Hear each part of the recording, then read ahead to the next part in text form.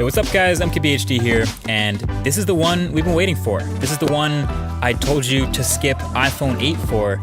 This is the one that represents the future of Apple smartphones. This is iPhone 10. And while it doesn't say X anywhere on the front of the box, people are pretty much always going to call this one the X. I've just accepted that.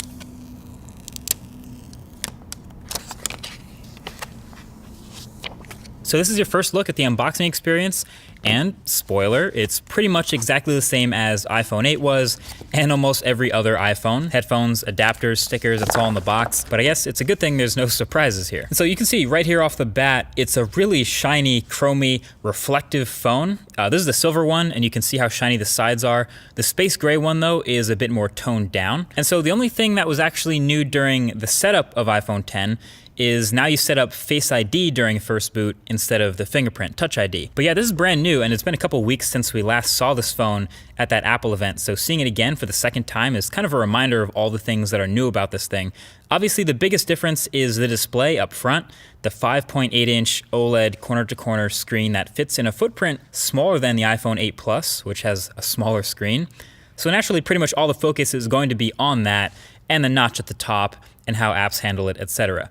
And I can tell you that aside from all the incompatible apps I've come across that are going to have to get updated, my experience with the display panel itself have been pretty decent so far. It's bright, it's contrasty, well calibrated, definitely not oversaturated like some OLEDs can be. And just handling and playing with this phone in the studio here for the first time, it's answered some immediate questions that I had about it from the last video. So first of all, since there's no home button, obviously, you have that swipe up gesture to go home, but we were wondering, how do you take a screenshot?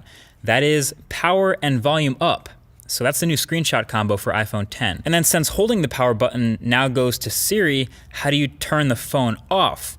Well, it's gonna be long pressing the power button and volume up key, and that'll get you to see that power off menu. So those are two new key combos to memorize there. And then of course I was reminded of how many gestures there are now to memorize. Obviously when you get rid of a button, there's a whole bunch of swiping and gestures to replace it. So there's the multitasking and app switching motions, which are pretty similar but both kind of useful in their own way, depending on how you use the phone really. That's on top of the screenshot and power off combos, plus long holding the power button for Siri and double pressing it for Apple Pay. But basically there's a lot going on, and if you're gonna make a phone that's all screen, obviously you have to be able to do it all without a lot of buttons.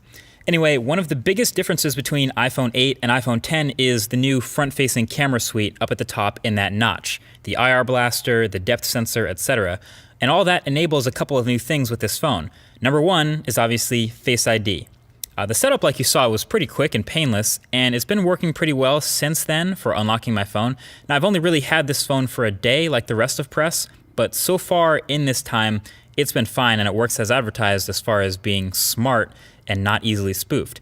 You can see the little lock under the time when the phone is locked, and basically instead of placing your fingerprint, the phone will not unlock until you look at the phone like you did during the setup process. And then once you do, it's pretty quick to unlock. You can see the little thing open, and then you can swipe up to open your phone. And sure enough, it doesn't work with a picture of you. It doesn't work when you're looking away. It doesn't work when your eyes are closed. It just basically waits until it sees what it saw during that setup process, and then it's good to go. So no, your girl can't unlock your phone while you're asleep with your eyes closed, for those of you who are wondering that. I do have some further thoughts on this Face ID versus Touch ID though, so stay tuned for that in an upcoming video. And I do want to see if I can fool it with identical twins maybe, just out of curiosity. Anyway, with the new notch, you also get a new front-facing camera complete with selfie portrait mode. Messing around with it, it seems pretty average. Interestingly enough, that Pixel 2 that I've been testing seemed way more like confident with the front-facing camera portraits than the iPhone 10. Now there's no doubt both of these will get better with time and software updates, but just from turning on portrait mode, switching the front-facing camera, and snapping a picture, these are the types of results you're gonna get. There's a pretty big difference between the two if you ask me, especially if you're looking at edges and hair and things like that. And sometimes the iPhone just didn't want to blur the background at all, just got really picky about the lighting. But that's something, again, we'll be testing a lot more for the full review of this phone. Oh yeah, and the new front-facing camera suite will get you Animojis. So yeah, you can see in these Animojis, the physics of things moving around is actually pretty on point. So if you're into it, you can map your face to a cartoon animal head and send it to someone in iMessage. But but you still can't edit tweets though. So overall, there's a lot to test with the iPhone 10 now that I have it in my hands finally. As a matter of fact, definitely leave your thoughts right below that like button with things you want to see in the full review. Most likely things like battery life, camera quality, app performance, all that good stuff. But don't let me miss anything. But until then, definitely get subscribed for the upcoming videos on the channel. Thanks for watching, and I'll talk to you guys in the next one. Peace.